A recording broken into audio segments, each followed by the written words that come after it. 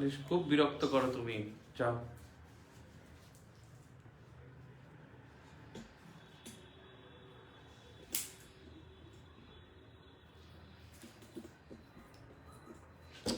আরে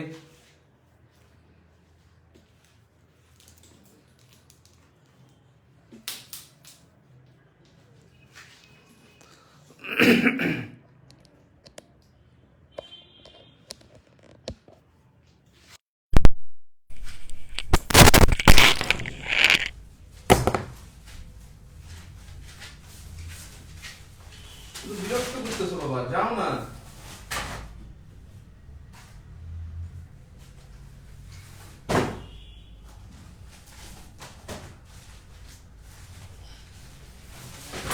বাবা যাও এখান থেকে।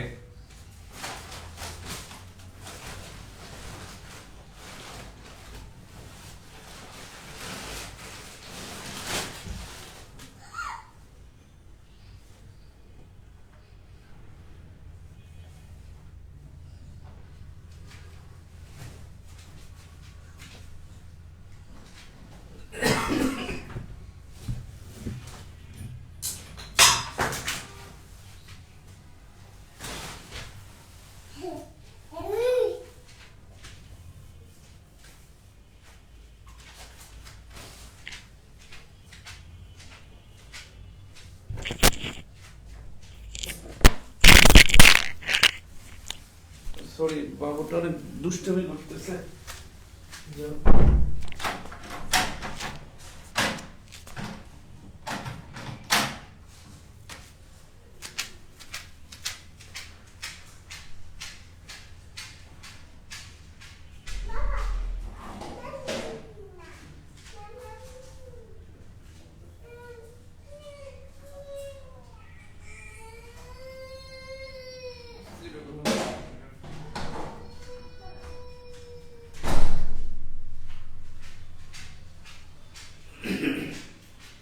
দেখা তো মারতে আসে আসার পর অবস্থা।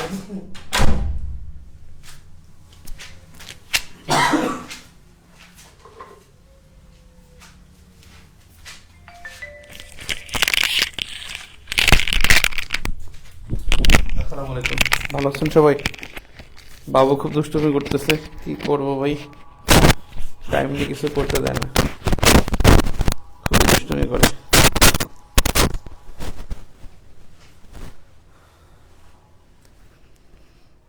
ভালো আছেন?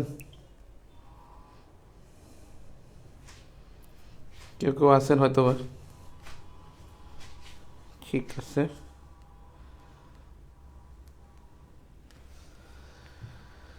যাই হোক, আমি আপনাদেরকে স্বাগত জানাই। আমি প্রথমে যে কাজটি করব সেটা হলো সবার শুরুতে আমি লিখিত নিয়ে কিছু কথা বলবো, তারপরে প্রিলিমিনারি যারা মানে আজকে যারা খারাপ করলেন তাদেরকে নিয়ে কথা বলবো।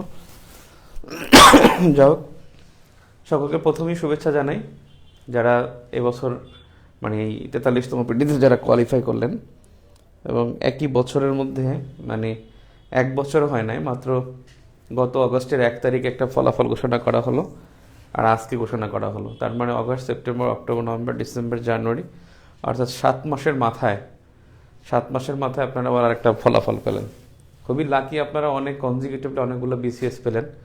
সবাই কিন্তু কনজিকিউটিভলি এত বিসিএস আসলে পায়নি, এটা খুবই ভাগ্যের বিষয়।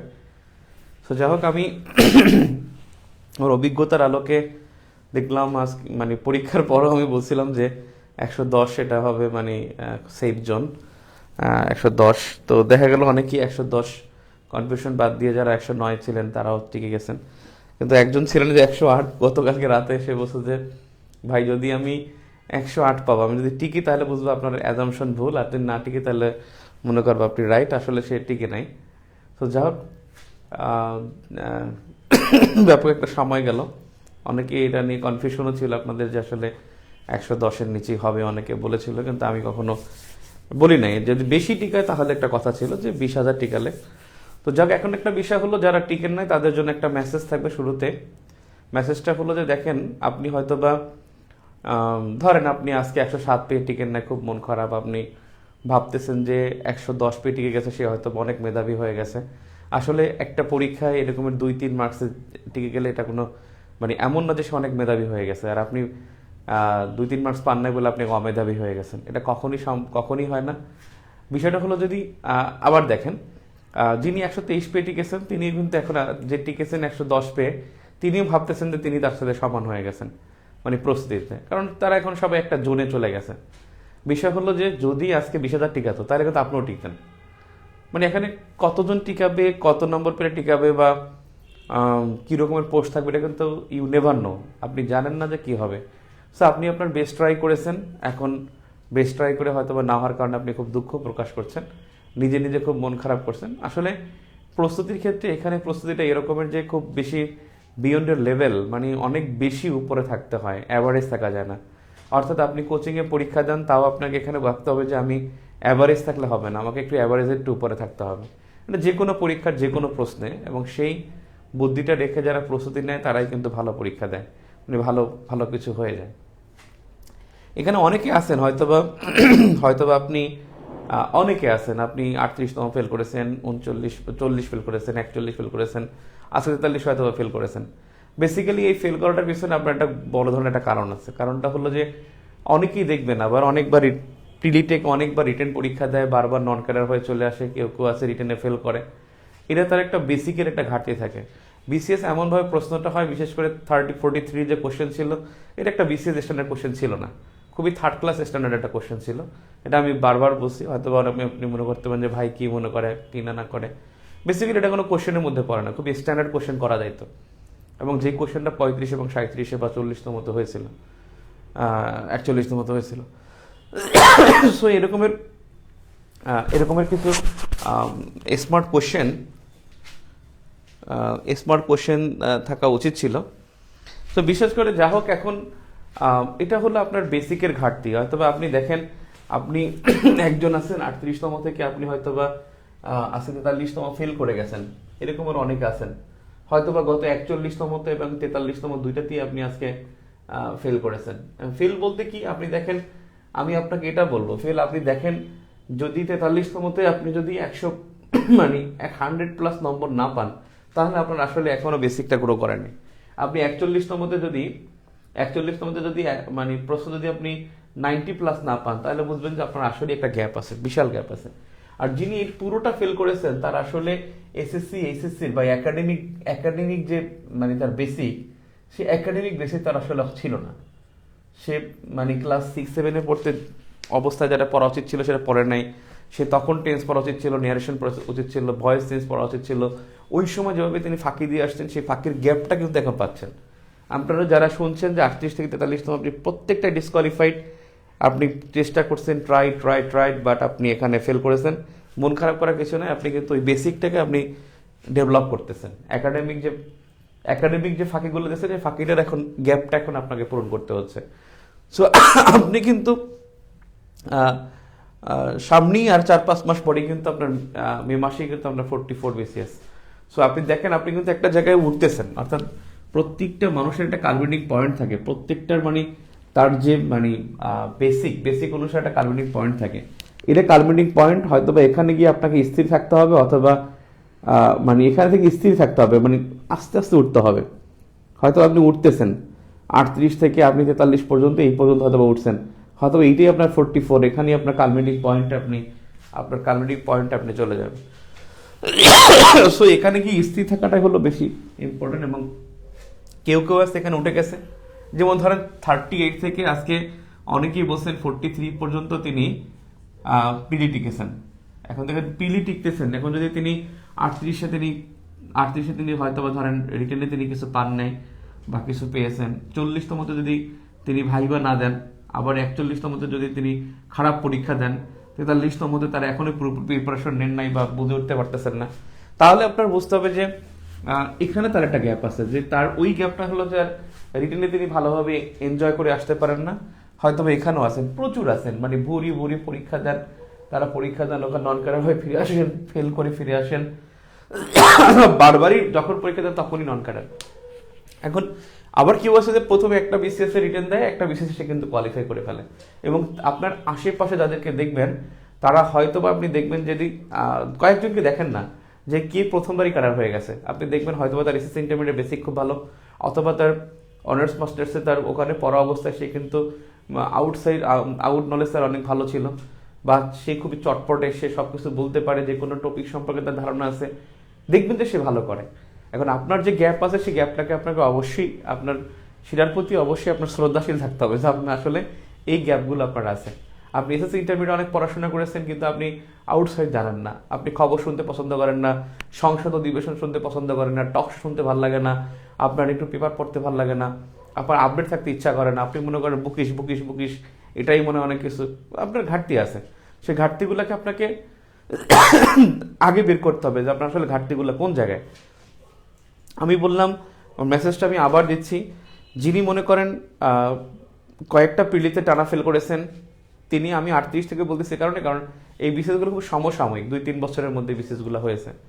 সো যিনি কনজিকিউটিভলি ফেল করে যাচ্ছেন তিনি অবশ্যই মনে রাখবেন আপনি এসএসসি ইন্টারমিডিয়েট রেজাল্টের দিকে তাকান এবং আপনি কতটা ফাঁকি দিয়েছেন সেটাকে দেখেন।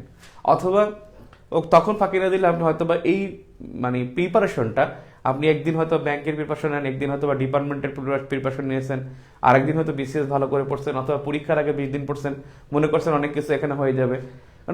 অনেকেই আমি দেখছি যে প্রথমবার বিসিএস দিয়ে তিনি হয়তো একটা ডাইজেস্ট পড়ে তিনি 90-95 পাবেন, তিনি মনে করতেছেন যে হ্যাঁ আমি 90-95 পাবো, অনেক মনে হয়। আর তিনি পরের বিসিএস মানে আবার এরকম 10-12 দিন পড়লে মানে আবার একটা তিনি 100 পেয়ে যাবেন। অথবা তিনি মনে করেন যে হয়তো 1 মাস পড়লে, আগের বিসিএস এর আগে 1 মাস পড়লে হয়তো আমি ভালো কিছু করবো, আসলে সে ভালো করে না।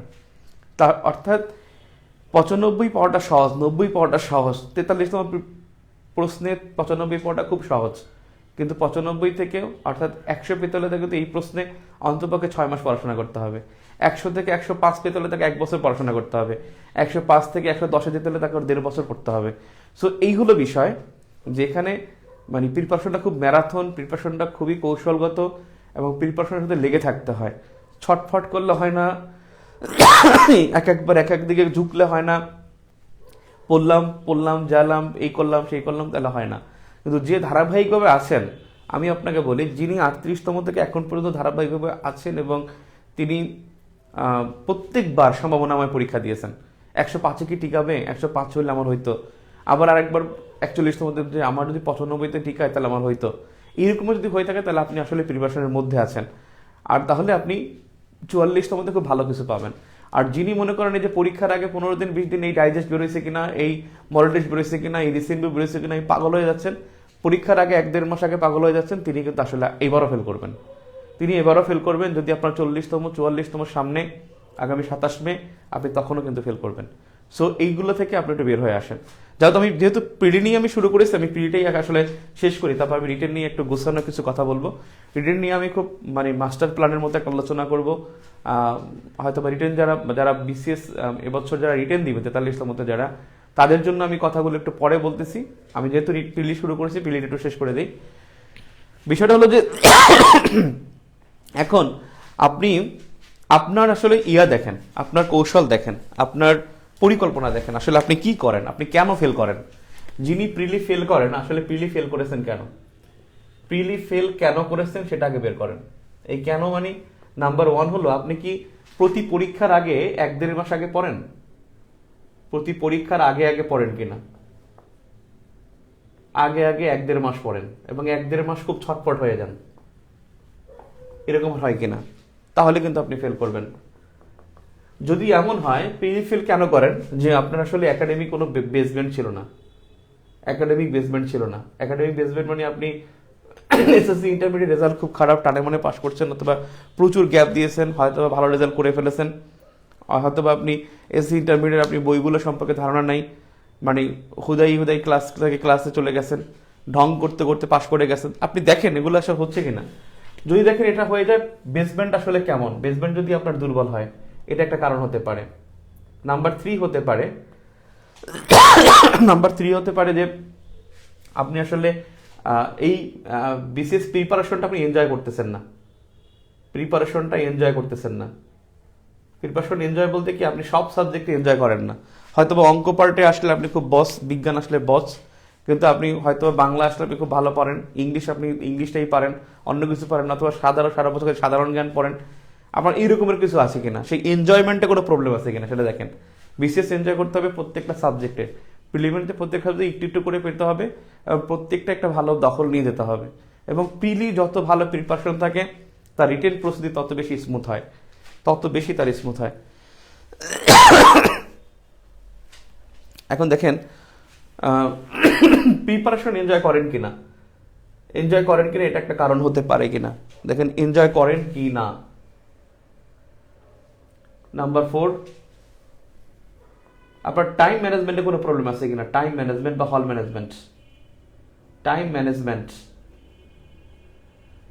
এবং হল ম্যানেজমেন্ট, এই হল ম্যানেজমেন্টের সমস্যা আছে কিনা। হল ম্যানেজমেন্ট মানে পরীক্ষার 2 ঘন্টা আপনি আউলায় যান, পুরো আউলায় যান, মানে তখন আপনার দিক থাকে না, আপনি প্ল্যান করতে করতে করতে করতে আপনি ওখানে আর অ্যাপ্লাই করতে পারেন না, এটা হয় কিনা। আপনার টাইম ম্যানেজমেন্টের সমস্যা আছে কিনা, যে আপনি ঠুস করে দাগায় ফেলালেন, কিন্তু দেখলেন আপনি আবার শেষে গিয়ে আপনি আবার এমন সময় নিলেন আবার ম্যাথ ধরতে পারেন নাই বা এটা ধরতে পারেন নাই, এমন কোনো প্রবলেম হয়েছে কিনা।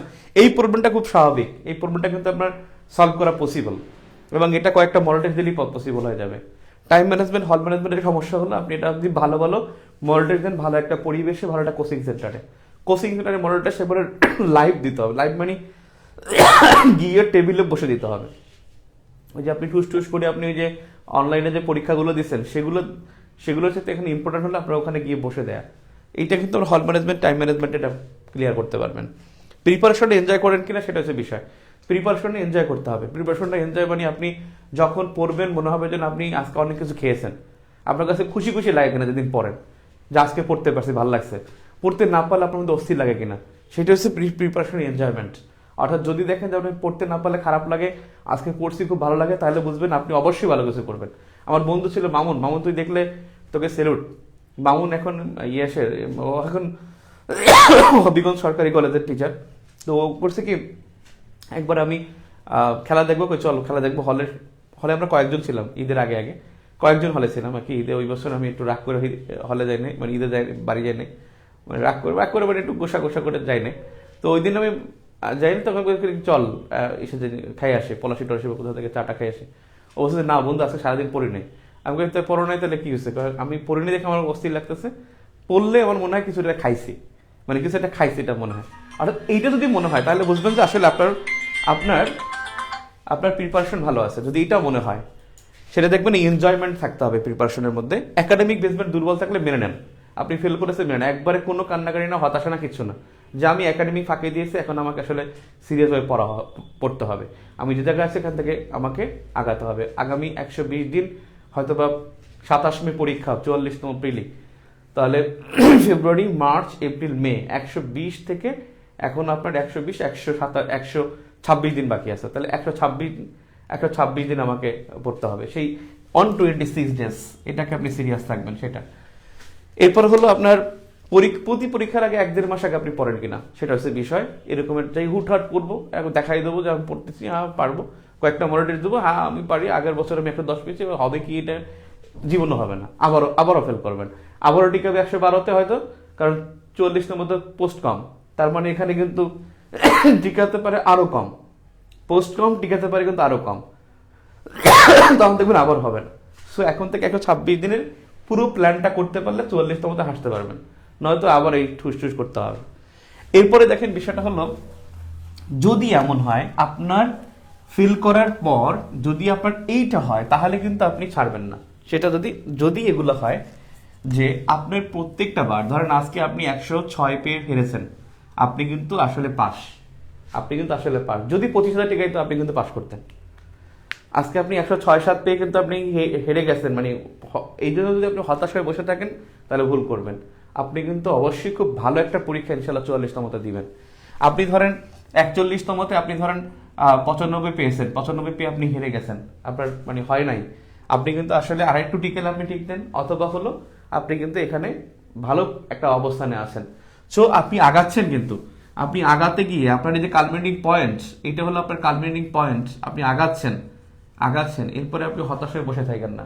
আমি আপনাকে বলি 126 দিন না, আপনি আরো 6 দিন ঘুরে বেড়ান, আরো 6 দিন আপনি কক্সবাজার, কুয়াকাটা বা আর কুয়াকাটা ঘোরার মতো কিছু নাই হুদ্দাই।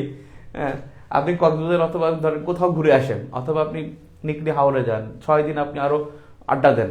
আপনি ঢাকা ইউনিভার্সিটির টিচার আপনি বললেন যে আজকে ফ্রেন্ডদের সাথে 6 দিন আড্ডা হবে, কিন্তু আপনি শুরু করেন 6 দিন পর, কিন্তু শেষ থামবেন না। শুরু দেরিতে করেন বাট থামবেন না। প্রিপারেশন একটা বিষয় হলো শুরু করতে হয় কিন্তু থামা উচিত না। আপনি পরে শুরু করেন সমস্যা নেই, কিন্তু প্রিপারেশন করে থামবেন না। থামলে আপনি থামা মাত্রই আপনি কিন্তু এখানে এখানে আপনি কিন্তু হয়ে যাবেন, বাস খেয়ে যাবেন। অর্থাৎ এখানে আপনার মাথায় বিভিন্ন চিন্তা আসবে, ব্যবসা করব না পড়বো না কি করব, এটা করব না বিয়ে করব না কি করবো, মানে একই রকমের প্রবলেমগুলো তৈরি হবে। সো শুরু করে শেষ করা যাবে না।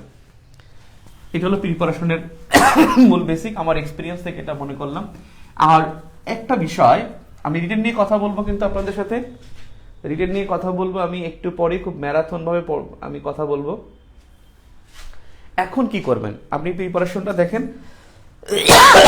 এখানে আপনার প্রত্যেকটা প্রিপারেশনের মধ্যে একটা মানে ভাগ থাকে। ভাগটা হলো 3টা ভাগ থাকে। এটা প্রিলি বলে, রিটেন বলে। আমি প্রিলি রিটেনও 2টা আলাদা করে আজকে দেখাবো। ধরেন প্রিলিমিনারিতে আপনার 3টা ভাগ থাকে। একটা হলো আপনার স্ট্রং জোন, একটা হলো আপনার রেগুলার জোন প্রস্তুতির, আর একটা হলো আপনার উইক জোন। একটু বেশি ঠান্ডা লাগছে, সরি ভাই, হয়তো কানের উপর প্রেশার যাচ্ছে।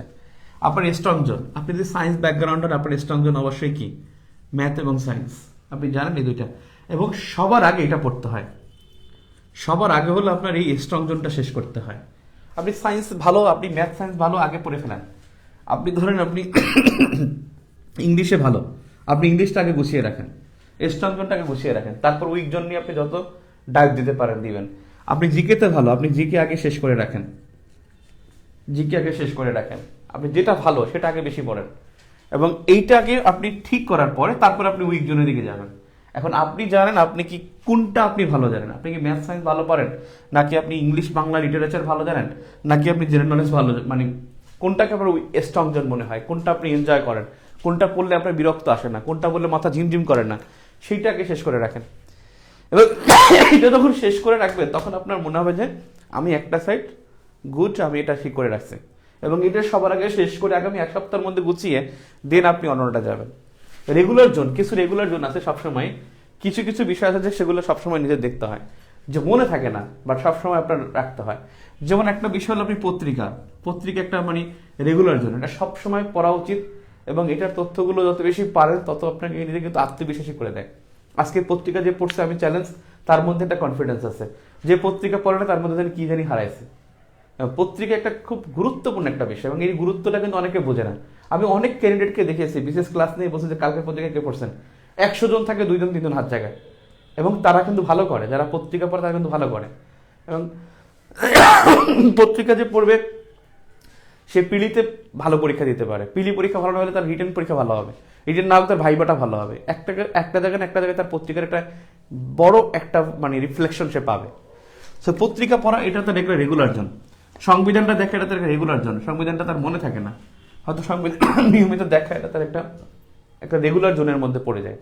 এবং রেগুলার জোনের মধ্যে একটা বিষয় হলো যে কিছু কিছু বিষয় আছে যে এত পড়বেন, কিন্তু পড়তেছেন পড়ার সময় মনে হয় যে পেরে গেছি, পরীক্ষা দিলে মনে হয় যেন, তখন বুঝবেন যে আসলে প্রিপারেশনের ঘাটতি আছে। বাংলা ব্যাকরণের কথা চিন্তা করেন, বাংলা লিটারেচার কথা চিন্তা করেন, ইংলিশ লিটারেচার কথা চিন্তা করেন। যখন পড়েন তখন মনে অনেক পারি, কিন্তু পরীক্ষা দিলে বুঝতে পারেন কি ব্যাম্বুটা খাচ্ছি। পরীক্ষা দিলে মনে হবে যে, তখন আপনি বুঝতে পারবেন যে আসলে আপনার প্রিপারেশনটা ভালো হচ্ছে না। সো এইটা হলো বিষয়, সংবিধান দেখা, সাহিত্য দেখা, এটা হচ্ছে রেগুলার জোন। আর কারো কারো কাছে ম্যাথটাই হলো রেগুলার জোন, কারো কারো কাছে রেগুলার জোন মানে রেগুলার রাখতে হবে, অথবা কারো কারো জন্য ইংলিশটা রেগুলার জোন, কারো কারো কাছে জব সলিউশনটা হলো রেগুলার জোন। অর্থাৎ যেই বিষয়টা আমি বলতে চাচ্ছি যে যেটা নিয়মিত পড়তে হবে, নিয়মিত অর্থাৎ আপনার বেসিক অনুসারে আপনি সাধারণ জ্ঞান পারেন না, আপনাকে পত্রিকা নিয়মিত দেখতে হবে, সাধারণ জ্ঞানের একটা অংশ দেখতে হবে, আপনি লিটারেচার পারেন না, লিটারেচার ভালো করে দেখতে হবে। অর্থাৎ যেটা নিয়মিত পড়া উচিত, এবং জব সলিউশন নিয়মিত রাখতে হবে, এটা নিশ্চিত। পত্রিকা এবং হলো আপনার জব সলিউশন, এই দুটো নিশ্চিত। তার বাকিগুলো হলো আপনার মানে আপনার ইয়ের উপরে, যে আমি এটাকে সবসময় আমি এটাকে স্ট্রং জোনটাকে মানে উইক জোনটাকে আমি রাখতে চাই। আর উইকজন যেটা, উইকজন আপনি সাবজেক্টটাকে রেডি করে ফেলেন যে কোন সাবজেক্টটা আপনার উইকজন, সেই সাবজেক্টগুলো মেনশন করে রাখেন যে আমি এই সাবজেক্টে আমি খারাপ পরীক্ষা দেই। এখন 43তম কোশ্চেন নিয়ে বসে যান, 41তম কোশ্চেন নিয়ে বসে যান যে কোন কোন কোশ্চেনটা আপনি কোন জায়গায় আপনি কম নম্বর পেয়েছেন। এখন আবার 43তম প্রশ্নটা নিয়ে বসেন, আপনি তো হিসাব করছেন 106, আপনি দেখেন কোনটার পার্সেন্টেজ সবচেয়ে কম। আপনি দেখেন বাংলায় কত পেয়েছেন, ইংলিশে কত পেয়েছেন, বিজ্ঞানে কত পেয়েছেন, আইসিটি আসলে উত্তর করতে পারেছেন কিনা, মানে ইংলিশ উত্তর করতে পেরেছেন কিনা, সেটাকে বের করেন যে আমি আসলে এই জায়গায় উইকজন, যেই জায়গায় আমি পেরেছি। তাহলে আপনি স্ট্রং এবং উইকজন দুইটা কিন্তু এখনই বুঝতে পারবেন। আজকেই প্রশ্ন নিয়ে আপনি বসে যান। এরপরে হলো কি ভাই, উইকজন নিয়ে আপনার কাজ করতে হবে। স্ট্রং জোনে যখন আপনি স্ট্রং থাকবেন, রেগুলার জোনটা নিয়মিত পড়বেন, উইক জোন নিয়ে আপনার কাজ করতে হবে। উইক জোন নিয়ে কাজ করবেন কি হবে, এখানে আপনাকে কোচিং করতে হবে। যদি আপনি কোচিং করতে হয় কোচিং করবেন, যদি কোনো বড় ভাইয়ের কাছে পড়তে হয় বড় ভাইয়ের কাছে পড়বেন, বড় আপুর কাছে পড়তে ইচ্ছে করলে বড় আপুর কাছে পড়বেন। অর্থাৎ এখানে কিন্তু আপনাকে সময় দিতে হবে, একটা বিষয় হলো আপনি নিজে পড়লে যদি আপনি 20% নম্বর পান, আর একজনের হেল্প নিলে কিন্তু আপনার 5% বাড়বে, কমবে না কখনোই, বাড়বে ছাড়া কমবে না। সো এখানে এই জন্যই উইক জোনটাতে আপনি পারলে প্রাইভেট পড়েন, পারলে কোচিং করেন। এখন অনলাইনে অনেকে পড়াচ্ছে এবং খুব ভালো শিক্ষকরা পড়াচ্ছে এবং আমি কিন্তু গত 8-9 দিন ধরে আমি কিন্তু পড়াচ্ছি না, প্রিলি ব্যাচে আমি কিন্তু অফ রাখছি, যে আমি আপনাদের রেজাল্টটা দিলেই সেখান থেকে আমি শুরু করবো। এবং আগামী শনিবার থেকে রবিবার, আমার রবি মঙ্গল বৃহস্পতি হলো প্রিলির ব্যাচ, রবি মঙ্গল বৃহস্পতিবার প্রিলি ব্যাচ আমি দুমায়া ইনশাল্লাহ 23 তারিখ থেকে আমি পড়াবো। 23 তারিখ থেকে আমি পড়াবো সাধারণ জ্ঞান। হয়তো আপনাদের যদি মনে হয় যে সাধারণ জ্ঞান আপনার উইক জন বা এখানে আপনার 70 মার্কস মানে শুনলে মনে থাকতে পারে, বা পরীক্ষা দিলে মনে থাকতে পারবে, ক্লাসের সময় 2 ঘন্টা লিখতে পারলে আমার মনে থাকবে, অথবা আমার পরীক্ষা দিলে মনে থাকবে, অথবা হলো যে ভাইয়ের কথা শুনলে আমি আত্মবিশ্বাস পেতে পারি, সেজন্য তারা কিন্তু আপনার এই প্রাইভেট ব্যাচে 44তম পিডি রবিবার শুরু হবে, সেখানে আপনারা জয়েন করতে পারেন। এবং সেই নোটিশটা আমি ভর্তি নোটিশটা আমি কিছুক্ষণ পরেই হয়তো বা দিব আপনাদেরকে, গ্রুপে দিব। তো যাই হোক, আমি আমার কথা বলি না, আপনার যদি ম্যাথ ভালো লাগে, আপনি পারেন না, ম্যাথের রাহাত খুব ভালো পড়াচ্ছে, আমার ছোট ভাই রাহাত খুব ভালো পড়াচ্ছে, ওর কাছে পড়েন না, 1000-1500 টাকা পড়েন, তাতে যদি আপনার কোনো উপকার হয় তাহলে লস কি? আপনি কিন্তু এখন এর চাইতে আপনার ফেল করাটা অনেক কষ্টের না। তো আপনি 1000, 1500, 2000 টাকা দিয়ে যদি আপনি পড়তে পারেন এবং সেখানে যদি আপনার কোনো অগ্রগতি হয় তাহলে তো আপনার ভালো। যদি আপনার টার্গেট থাকে আমি বিসিএস বা সরকারি একটা চাকরি করব, তাহলে চাকরি করতে চাইলে আপনাকে অবশ্যই কিন্তু এটা পড়তে হবে। সো উইক জন নিয়ে প্রয়োজনে কোচিং করবেন, প্রয়োজনে প্রাইভেট পড়বেন, প্রয়োজনে আপনি এখানে দুইটা তিনটা নতুন বই কিনবেন, কয়েকটা নতুন বই কিনবেন, কিছু ইনভেস্ট আপনি উইক জোনের ক্ষেত্রে করবেন। আর স্ট্রং জোনের ক্ষেত্রে আপনি কিন্তু একটা কিছু এখনই মেজার করে ফেলবেন যে আমার স্ট্রং জোন এটা, আমি এটার জন্য এটা পড়বো, কি প্রশ্ন আসছে কি না আসছে, 1 সপ্তাহ টাইম দিয়ে এটা গুছিয়ে রাখবো। তারপর বাকি সময়টা হলো আমি উইক জোন নিয়ে দেবো, আর রেগুলার জোন নিয়ে দেবো। রেগুলার জোনটা আমি বাসায় পড়বো, কিন্তু উইক জোনটা আমাকে এখানে কিন্তু আমার কষ্ট করতে হবে। আর একটা বিষয় হলো আপনাকে কিন্তু কয়েকটা বিষয় হলো যে আপনার মানে পড়াশোনার অর্ধেকগুলো গুছিয়ে রাখা, এইটা হলো আপনার সেকেন্ড স্ট্র্যাটেজি। ফার্স্ট স্ট্র্যাটেজি হলো এটা, সেকেন্ড হলো আপনার গুছিয়ে রাখা বলতে কি, আপনি আসলে কোন সাবজেক্ট কি পড়বেন, বাংলার জন্য কি পড়বেন, ইংলিশের জন্য কি পড়বেন, আপনি সাধারণ জ্ঞানের জন্য কি পড়বেন, আপনার এই সাবজেক্টগুলো পড়বেন, একটা তালিকা থাকবে। বাংলার জন্য আমি এই 2টা পড়বো, সাহিত্যের জন্য 2টা পড়বো, আমি ইংলিশের সাহিত্যের জন্য এটা পড়বো, আমি গ্রামার জন্য এটা পড়বো। জাস্ট এটা একটা লিস্ট থাকবে যে আমি এর বাইরে পড়বো না, এটাকে শেষ করে নেই। এটা শেষ করার পর দেন আপনি টিক মার্ক দিবেন, গুছাবেন আর খাতা বানাবেন। সবাই যে কাজটা করবেন যে মোটা খাতা বানাবেন, 600 পাতা খাতা থাকবে, এবং সেটা হলো সব সাবজেক্ট একটা খাতার মধ্যে থাকবে, যেটা হলো ইম্পর্ট্যান্ট, টেকনিক, কৌশল, মনে থাকে না, গুরুত্বপূর্ণ যেই বিষয়গুলো মনে থাকে না, গুরুত্বপূর্ণ টেকনিক আছে, সেইগুলো আপনি একটা খাতায় রাখবেন এবং পরীক্ষার দিন ওই খাতাটা দেখে যাবেন। আর একটা রাফ খাতা থাকবে, সব এক জায়গায় থাকবে, আলাদা খাতা বানানোর দরকার নেই। বাংলা একটা, ইংলিশ একটা, বিজ্ঞান একটা, আইসিটি একটা, তাহলে কিন্তু একবার হসপস হয়ে যাবে যে আপনার কি মানে পরীক্ষার সময় আপনি আগে একটা বড় প্রেসারে পড়ে যাবেন যে আমি আসলে কয়টা খাতা শেষ করব। আপনি একটা খাতা রাখবেন যেটার মধ্যে সব সাবজেক্ট থাকবে, সব সাবজেক্টের ইম্পর্টেন্ট থাকবে, সব সাবজেক্টের টেকনিক থাকবে, সব সাবজেক্টের কঠিনগুলো থাকবে, এবং আপনার পরীক্ষার আগের 1 সপ্তাহ আগে মনে হবে যা পারি তা মাথায়, যা পারি না তা হলো খাতায়। খাতা দেখে যাবেন, দেখবেন পরীক্ষাটা খুব ভালোভাবে আপনি ফেস করে আসতে পারবেন ইনশাল্লাহ। সো এটা বলেন গুছিয়ে রাখা, অর্থাৎ কি বই পড়বেন, বইয়ের একটা তালিকা রাখবেন। আমি আমার একটা বুক লিস্ট আমি আপনাদের গ্রুপে আমি পোস্ট করব, সেখানে বইয়ের লিস্টটা দেখতে পারেন। আর নাম্বার 3 হলো প্র্যাকটিস, এবং সেই প্র্যাকটিসটা যেটা করবেন সেটা হলো আপনি প্রচুর মডেল টেস্ট দিবেন, এবং সেই মডেল টেস্টটা দেওয়া শুরু করবেন আপনি অবশ্যই মার্চ মাসের আগে নয়, মার্চের আগে নয়, মার্চ এপ্রিল থেকে আপনার হলো মডেল টেস্ট শুরু হবে। সো আমার কৌশল বলতে এটা বোঝালাম যে আপনি স্ট্রং জোন, রেগুলার জোন এবং উইক জোন সেটা রেডি করবেন। আর একটা বিষয়, যারা অনলাইন প্রিলি ব্যাচে পড়তে চান তাদের কাছে আমি বলে রাখি, আমাকে 01717068680 এটা আপনার বিকাশ নম্বর, তারপরে হলো আপনার রকেট নম্বর, আর একটা হলো আপনার নগদ, তিনটাই আছে এটার মধ্যে। তারপর একটা হলো 01630592745, এখানে আপনি কল দিলে জানতে পারেন বিস্তারিত। আমি আসলে বেসিক্যালি আমার কাছে কিন্তু অনেক সময় নাই, আমার ব্যাচ থাকবে একটা, পিলির ব্যাচ থাকবে একটাই।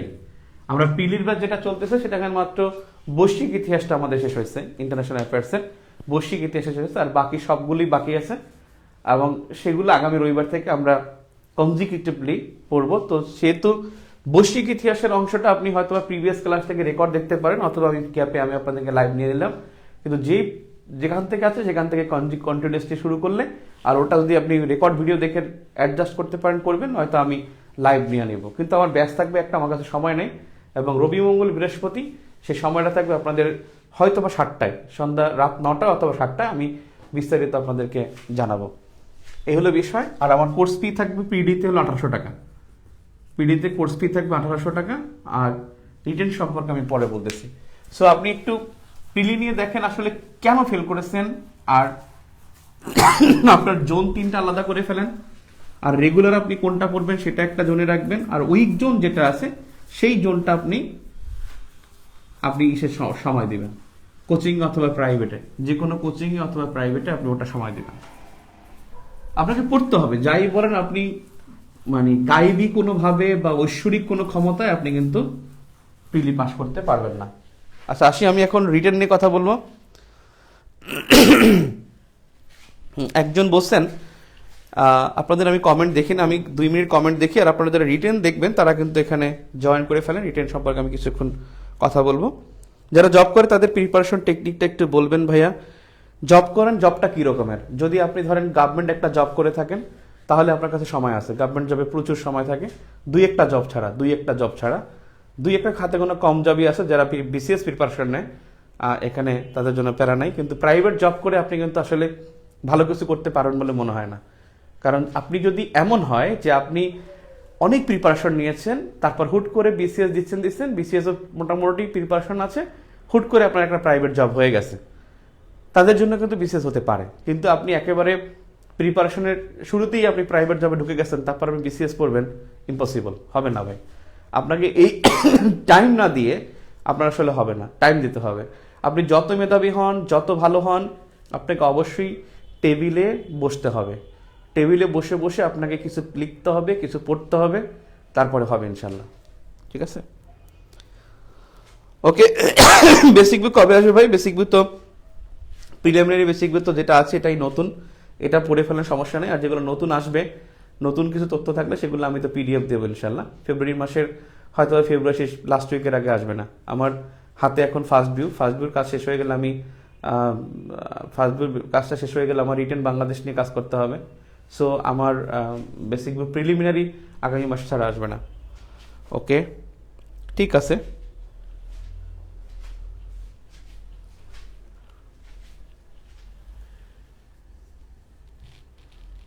ইনশাল্লাহ আসবে। সো বুক লিস্ট নিয়ে আমি কথা বলবো না, এবার আসেন রিটেন যারা আছেন 43, ইনশাল্লাহ আপনাদেরকে কনগ্রাচুলেশন। 43rd বিসিএস যারা আছেন আপনাদেরকে অভিনন্দন যে আপনারা আসলে খুবই লাকি। যদি আজকে 10,000 ঠিক আছে তাহলে কিন্তু অনেকেই থাকতেন না। সো প্রথমেই যে কথাটা বললো, রিটেন ডিকশন তো পিলি ডিকশন তো ভাব ধরা ভাব দিবেন, এখানে ভাব ইকুয়াল টু বাস। বিসিএস প্রিপারেশনে কিন্তু ভাব নেওয়া যাবে না। যে ধরেন এখন আজকে পিলিতে টিকছেন মানে আপনি অনেক কিছু একেবারে আত্মীয় স্বজন খবর টবর দিয়ে সেই অবস্থা খারাপ। হ্যাঁ, যদি এমন হতো যে আজকে হয়তোবা যদি দেখতেন 10,000 টিকা তো তাহলে কিন্তু আপনি থাকতেন না। So be careful. অনেকেই আছে, আমি বন্ধু বান্ধবকে চিনি সারা জীবন বিসিএস পড়াশোনা করছে, সে মাত্র একবার পিলি পাস করছে, আর জীবনে পিলি পাস করে নাই। অর্থাৎ আপনি যে পরের বিসিএস পিলি পাস করবেন এমন নিশ্চয়তা কিন্তু নাই। সো বি কেয়ারফুল যে আপনাকে এখানে ভাব ধরা যাবে না, গা ভাসানো যাবে না। সো আপনি টিকেছেন আলহামদুলিল্লাহ, আলহামদুলিল্লাহ বলে আপনার কিন্তু খুব ভালো একটা অপরচুনিটি, সেটা হলো যে জুলাই মাসে রিটার্ন হবে। রিটেন পরীক্ষাটা হবে জুলাই মাসে, অর্থাৎ আপনি আজকে থেকে শুরু করলেও, অর্থাৎ প্রিলিমিনারি পরীক্ষার খাতা দেখা অনেক আগেই শেষ হয়ে গিয়েছিল, শুধু রেজাল্ট দিতে বাকি হয়েছিল, শুধুমাত্র রিটেনের ডেট নিয়ে তারা কিন্তু মিটিং সেটিং করে মানে শেষ পর্যন্ত জুলাই মাসে নিয়ে আসছেন।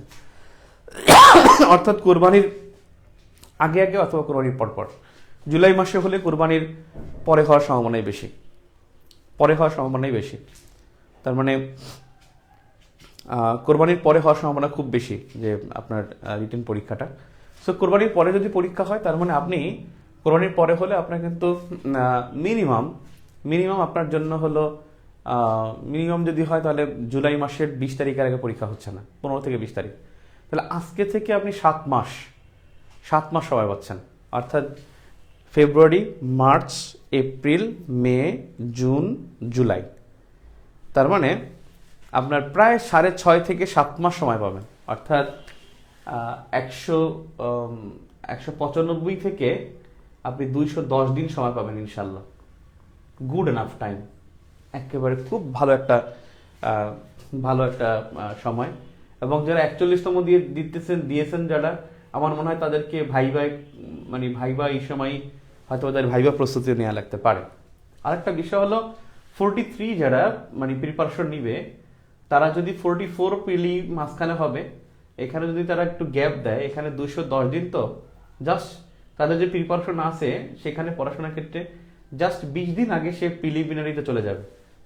20 দিন আগে প্রিলিমিনারিতে চলে গেলে সে কিন্তু এখানে এই 44টাও ক্যারি করতে পারবে। এবং আমার বিশ্বাস যেটা ইনশাল্লাহ যে 44 প্রিলিমিনারি পরীক্ষা হয়তো বা দেখা যাবে 2022 সালে তো মাস্ট হবে ইনশাল্লাহ, সেক্ষেত্রে তাদের হয়তো বা অক্টোবর নভেম্বর মাসে তাদেরকে আরেকটা রিটেন দেওয়া লাগতে পারে। সো তার কাছে কিন্তু ভালো 2টা অপরচুনিটি থাকবে। সো আপনি যে সময় আছে সে সময়টা অনেক বেশি সময় রিটেনের জন্য। সো প্রথমত আমার পরামর্শ হলো আপনাকে আসলে একটা বিষয় ভাবতে হবে যে প্রিলির নম্বর কিন্তু যোগ হবে না। সো প্রিলির নম্বর কিন্তু আপনার বেশি পেয়েছেন কম পেয়েছেন সেটা নিয়ে তো আত্মবিশ্বাসী হওয়া অথবা হলো খুশি হওয়ার কোনো মানে নেই।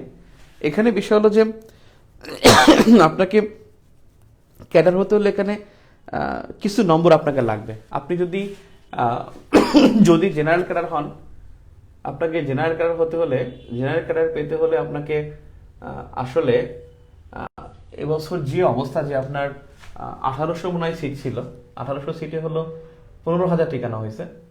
তাহলে 15,000 টিকানো হলে এখানে কিন্তু আপনার যেটা হলো 18 তার মানে প্রতি 8 জন 8.5 জনে একজন থাকবে। এবং 8.5 জনের মধ্যে হয়তো বা 41তমতে অনেকে 40তমতে অনেক ক্যাডার হয়ে যাবে, পরীক্ষা দিবে না। তারপরে হলো 41তমতে কেউ ভাইবা দিবে, একটু প্রবলেম হবে প্রিপারেশনে।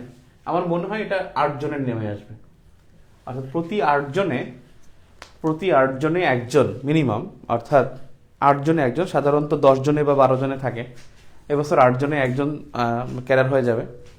সেখানে জেনারেল ক্যাডার পেতে হলে আপনাকে কিছু ক্ষেত্রে আপনাকে বেশি নম্বর নিয়ে আসতে হবে। সেটা কি দেখেন, যিনি ক্যাডার হবেন তার নিশ্চিত যে ক্যাডার, অর্থাৎ যে মাস্ট ক্যাডার হবে তার কিন্তু নম্বরটা এরকমের থাকবে। যেমন দেখেন, সে কিন্তু আপনার ম্যাথ এবং সায়েন্স এই দুইটাতে তার নম্বর থাকবে কিন্তু 150+ ইনশাল্লাহ। ম্যাথ এবং সায়েন্সে তার নম্বর থাকবে 150+, এবং 3 জন নিশ্চিত ক্যাডারের মধ্যে নম্বর এভাবে থাকতে পারে। আমি আরেকটা দেখাবো, অর্থাৎ ইনি নিশ্চিত ক্যাডারের মধ্যে উনি এ ক্যাটাগরির, এই ক্যাটাগরি হলো কেমন হয়ে যায়, এটা হলো 1 নম্বর ক্যাটাগরির, এটা হলো 2 নম্বর ক্যাটাগরির, আর একটা হলো 3 নম্বর ক্যাটাগরির। এই 3 ধরনের আপনার থাকতে পারেন, অর্থাৎ 3 ধরনের আপনার প্রার্থী থাকতে পারেন। তার ইংলিশের নম্বর, এই ক্যাটাগরি যিনি, তার ইংলিশের নম্বর থাকবে 120 মিনিমাম ইনশাল্লাহ 120। তিনি বাংলায় তার নম্বর থাকবে 120+, 120-র নিচে তার থাকবে না। 120 থাকবে, 120, এবং তার জিকেতে নম্বর থাকবে 60% মিনিমাম, অর্থাৎ 180 নম্বর থাকবে।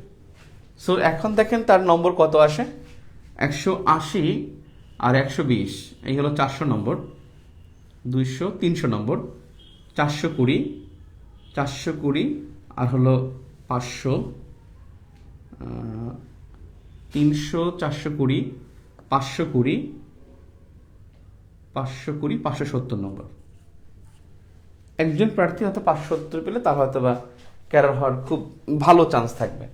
এখন একজন হলো ম্যাথ সায়েন্সে ভালো না, ম্যাথ সায়েন্সে তিনি ভালো না, তিনি হয়তো বা মানে ম্যাথ সায়েন্সের টানে মানে সে হলো 110 পাবেন বা 120 পাবেন, কিন্তু তিনি ইংলিশে হয়তো বা ওর মতোই 120 পাবেন, তিনি বাংলায় হয়তো বা একটু বেশি পাবেন, 125 পাবেন, কিন্তু তিনি সাধারণ জ্ঞানে এখানে প্রায় 65% মার্কস পাবেন, এখানেও 95 বা 200 মার্কস পাবেন, সব মিলে 200 মার্কস পাবেন। তার এখানে এটা তার স্ট্রং জোন, এটা তার স্ট্রং জোন। তাহলে সেক্ষেত্রে তার নম্বর আছে কত, দেখেন 110, 230, 230, 530, 530 না সরি 430 আর হলো 555, তারও কিন্তু একটা সম্ভাবনা আছে। 3 নম্বর ক্যাটাগরি যে সে দেখা যায় আসলে সে ইংলিশে খুবই ভালো, সে ইংলিশে পাবে 140, সে ম্যাথ সায়েন্সে মোটামুটি সে এখানে 110 বা 120 পাবে। যে ইংলিশে ভালো হয় তার কিন্তু আবার একটা বেসিক থাকে, সে কিন্তু জিকেতে আবার ভালো থাকে, কারণ ইংলিশ যে ভালো সে কিন্তু অনেক কিছু অনেক ঘটনা জেনেই কিন্তু ইংলিশটা জানে, এবং যে ইংলিশটা জানে বেসিক্যালি শুধু ভোকাব না, তার কিন্তু দেখবেন ইনফরমেশন কি, আপনি দেখবেন ইংলিশের যারা ম্যাক্সিমাম লিটারেচার পড়ে বা লিটারেচার পড়ায়, বা দেখবেন যারা ইংলিশ মানে ঘটনাগুলো সে বলতে পারে, তার মধ্যে কিন্তু কিছু জিকের একটা এখানে প্রভাব থাকে, এবং সে এখানে কিন্তু সে ঠিকই 190, 95 পাবে, আর এখানে তার বাংলায় হয়তো বা সে ধরেন 115 পেল, নম্বরটা এরকম থাকতে পারে। তাহলে এখানে হলো দেখেন 250, 365, 365 আর হলো আপনার 400,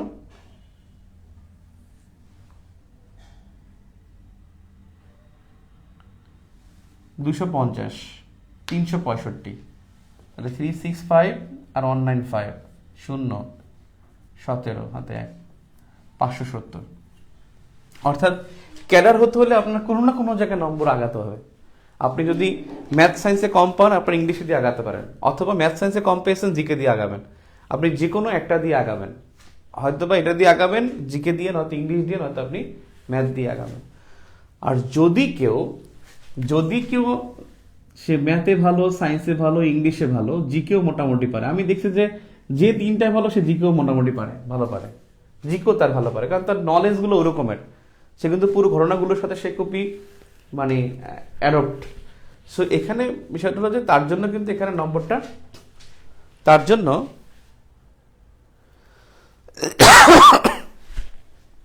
এখানে ভালো হবে। এখন আমি কোথায় ছিলাম, সরি,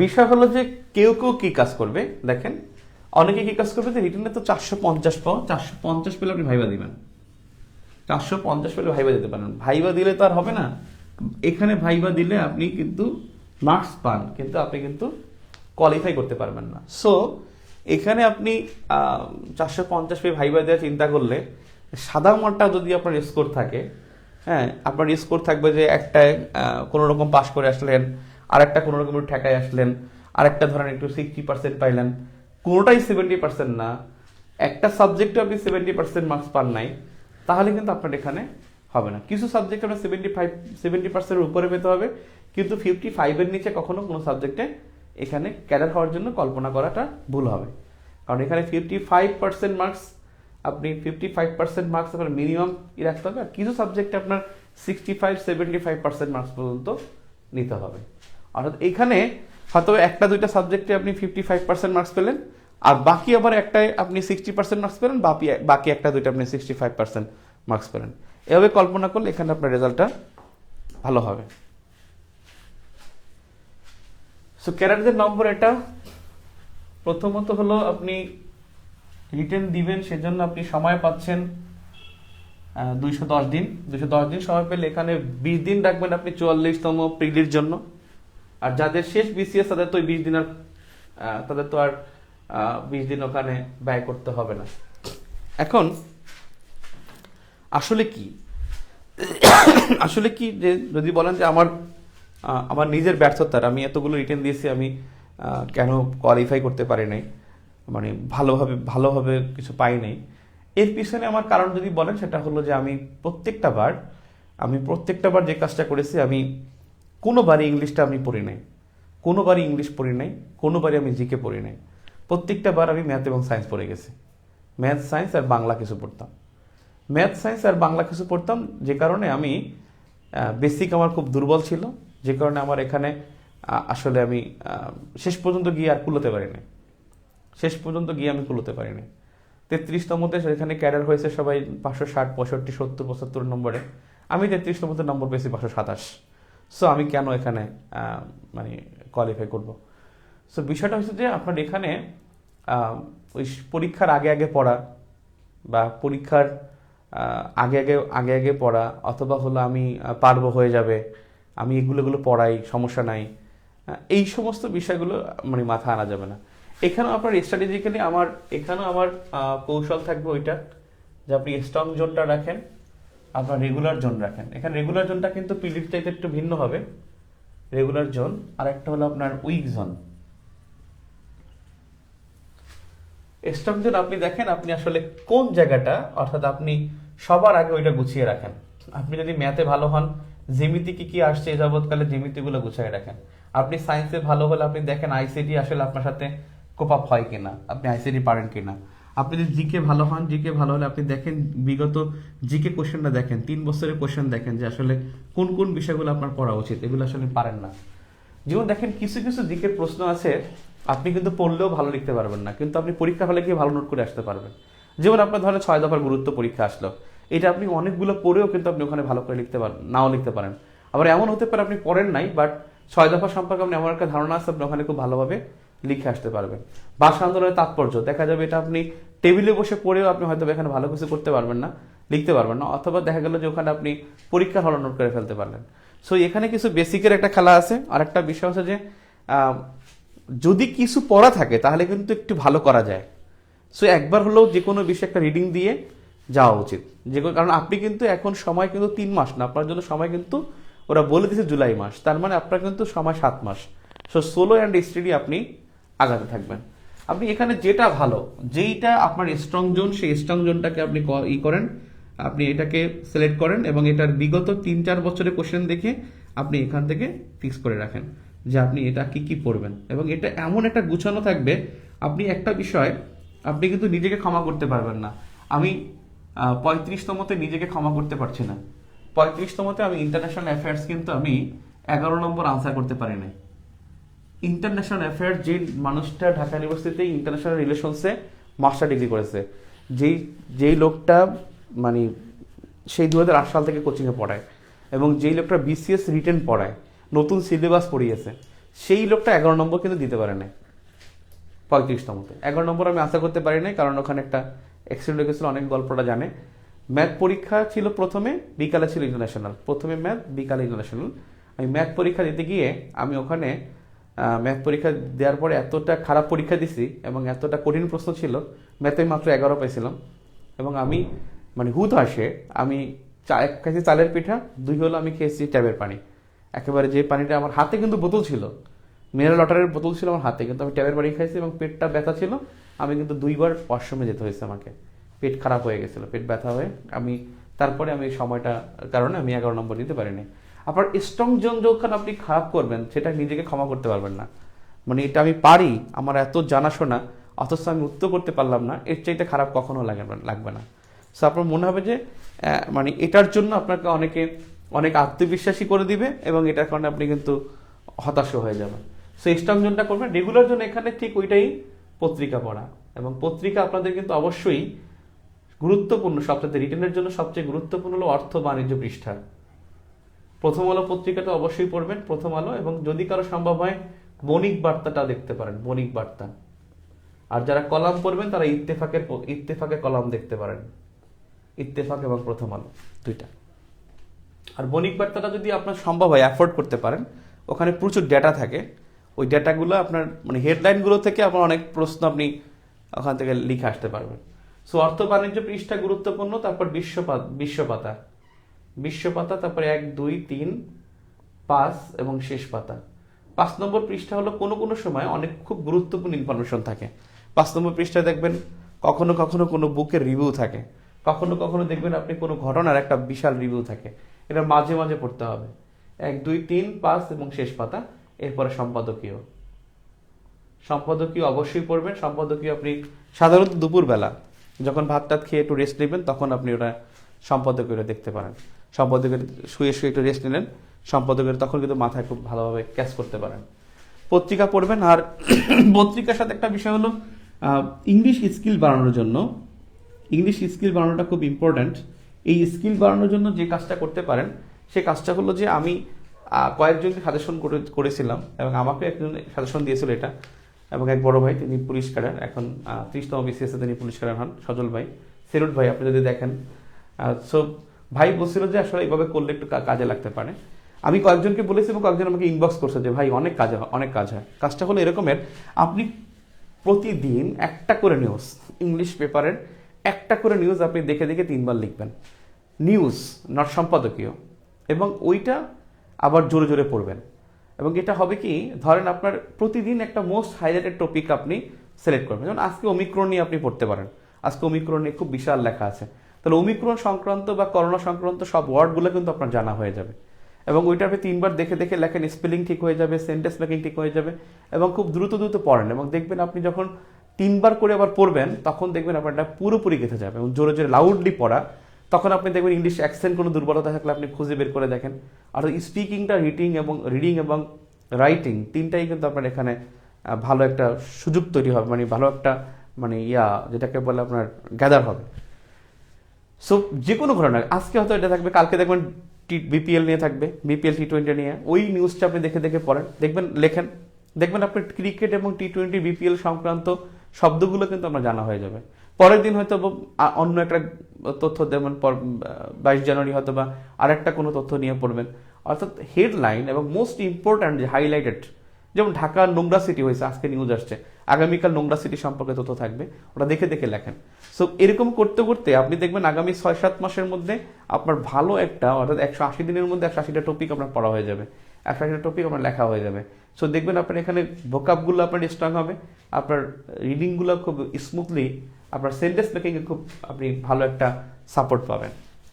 আপনার রেগুলার জোনের মধ্যে একটা বিষয় হলো যে খুব ভোগাবে আপনাকে, সেটা হলো সংবিধানটা আপনাকে চরমভাবে ভোগাবে। যেমন 41তমতে ভুগিয়েছে যে সংবিধানের ভার্সন কোনটা হবে সেটা, এবং এটা তো হবে অবশ্যই 72 সংবিধান। সেটা একজন পরীক্ষকও আমাকে সরাসরি তিনি বলছেন, এবং পরীক্ষক তিনি বলছেন যে এটাই উত্তর হবে, এবং ইংলিশ ভার্সন, বাংলা ভার্সন, এটা ভাষাগত যেটা সেটা ভুল হবে। যাই হোক, আপনারা যারা কোশ্চেন দেখেন নাই, আপনারা অবশ্যই যে সবার আগে আপনি 40 এবং 41 এই দুইটা বিসিএস এর কোশ্চেন নিয়ে বসবেন।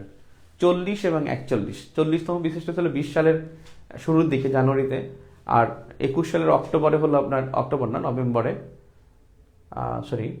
নভেম্বরে 29 নভেম্বরে হলো আপনার রিটেন পরীক্ষা 41তম। কোশ্চেনগুলো আগে দেখেন, সংবিধানে দেখেন। আরেকটা বিষয় হলো আপনার প্রতিদিন যে বিষয়টা হলো ডেটা, এই ডেটাটার আপনার নোট খাতা বানাতে হবে। একটা নোট খাতা থাকবে, সেই নোট খাতার মধ্যে আপনি ডেটাগুলো লিখবেন। ডেটা মানে অর্থ বাণিজ্য পাতার মধ্যে পাবেন, প্রথম পাতায় পাবেন, তৃতীয় পাতায় পাবেন।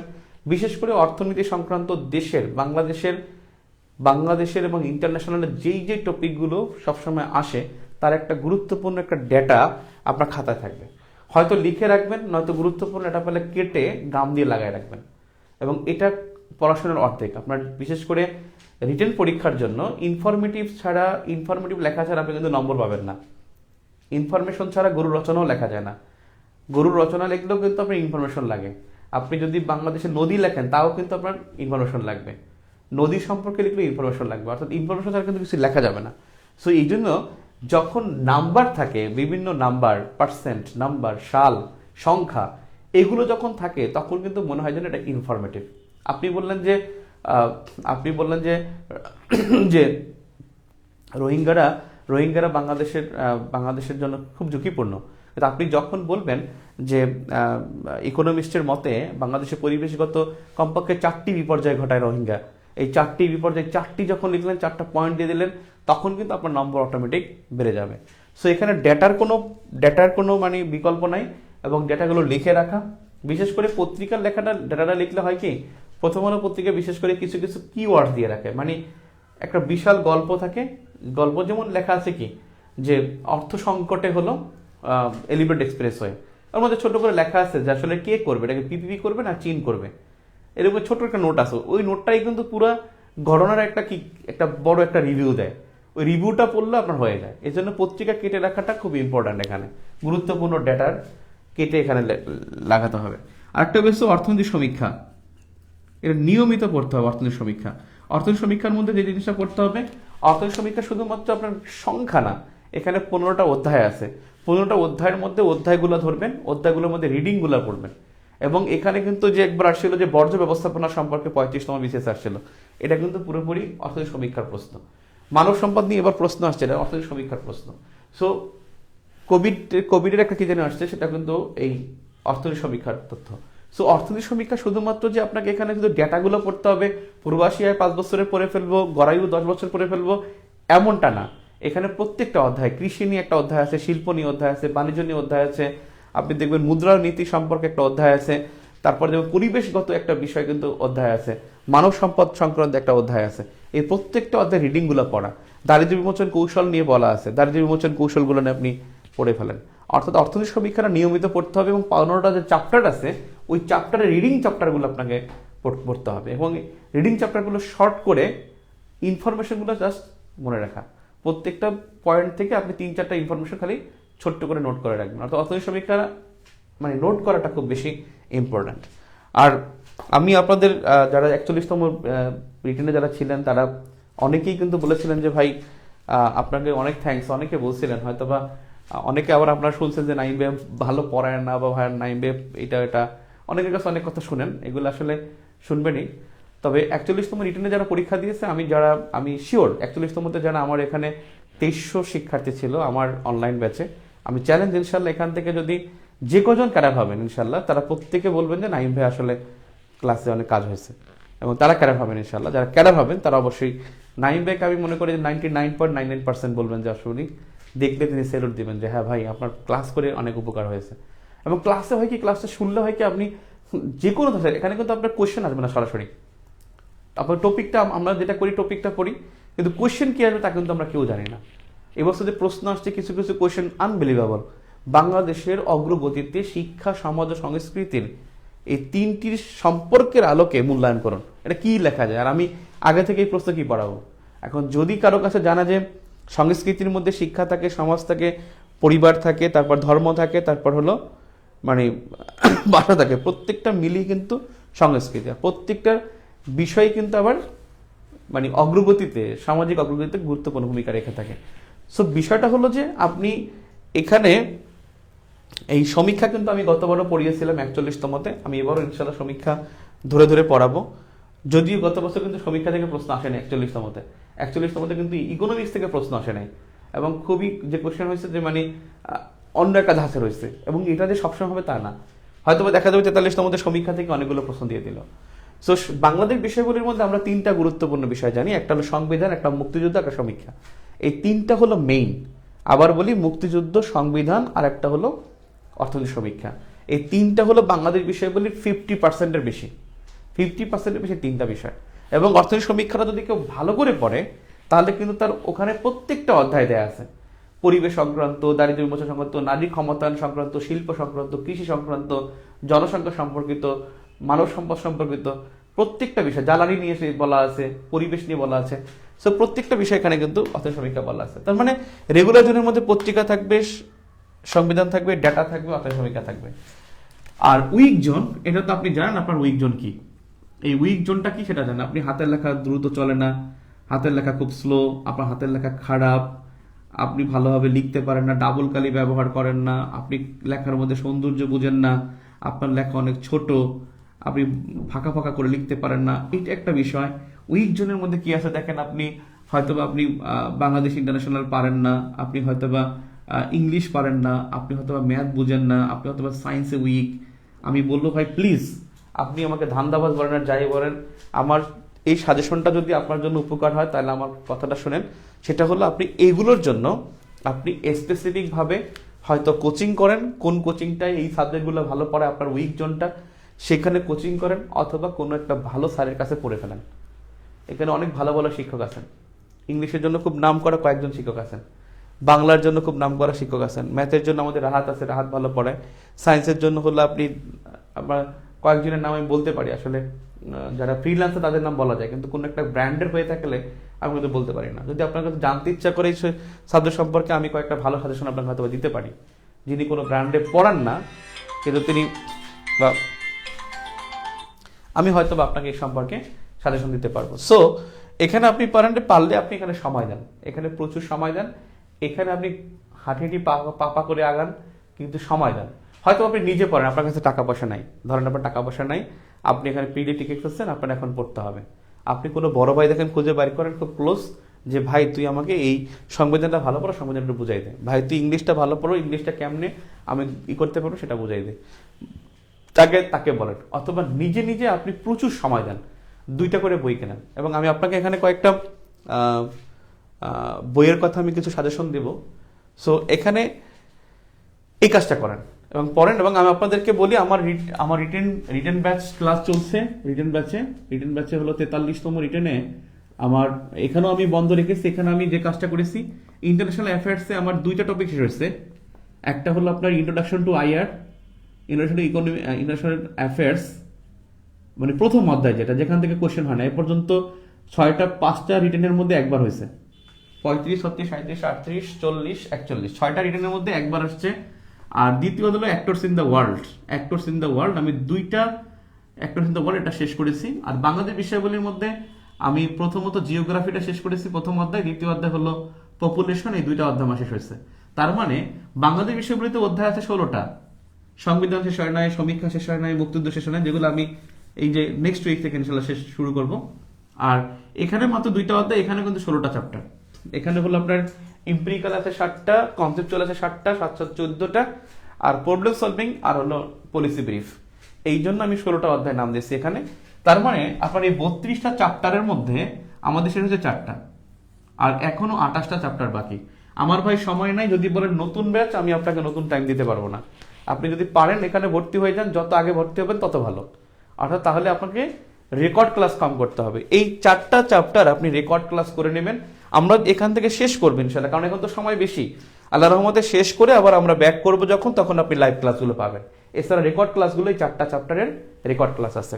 রিটেনের আপনাদের কোর্স ফি থাকবে 2000 টাকা, 2000 টাকা কোর্স ফি। এবং আপনারা যদি টাকা পাঠাবেন 01770686880 অথবা 01761480616 অথবা 01630592745, এই নম্বরে টাকা সেন্ড করবেন 2000 টাকা। এবং এই নম্বরই আপনার এফবি আইডি নাম লিখবেন, আর হলো আপনি 43 রিটার্ন লিখে এসএমএস করবেন, টাকা পাঠাবেন। দেন হলো আপনি আপনার ফেসবুক আইডি নাম আর যে নাম্বার থেকে টাকা পাঠাচ্ছেন সেই নাম্বারটা লিখবেন, আর হলো 43 রিটার্ন লিখে এই নম্বরই এসএমএস করলে আপনাকে একটা লিঙ্ক দেওয়া হবে, আমরা ক্রস চেক করে আপনাকে ওই গ্রুপে অ্যাড করে নেব।